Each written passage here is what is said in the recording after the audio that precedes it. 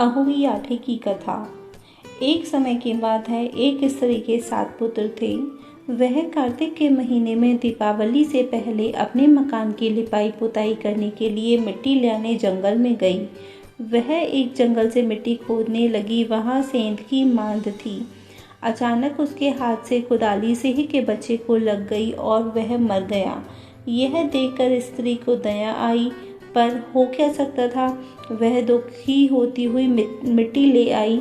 थोड़े दिनों बाद साल भर में ही उसके 7 लड़के मर गए। तब से वह दुखी रहने लगी। एक दिन रोकर उसने बड़ी बूढ़ियों से कहा कि मैंने जानकर तो कोई पाप नहीं किया है। हाँ, लेकिन एक बार मिट्टी खोदते हुए अनजाने में सिंह के बच्चे को कुदाली लग गई थी। उसके बाद साल भर में ही मेरे 7 पुत्र मर गए।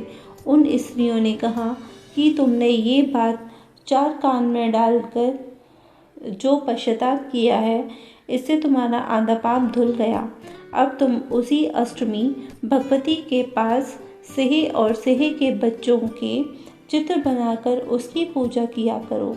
ईश्वर की दया से तुम्हारा पाप धुल जाएगा और तुम्हें फिर से पहले की तरह पुत्र प्राप्त होंगे। उस स्त्री ने आगामी कार्तिक कृष्ण अष्टमी का व्रत किया।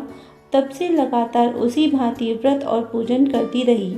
ईश्वर की कृपा से उसे फिर से 7 पुत्र प्राप्त हुए। तभी से इस व्रत का पूजन और परंपरा चली आ रही है।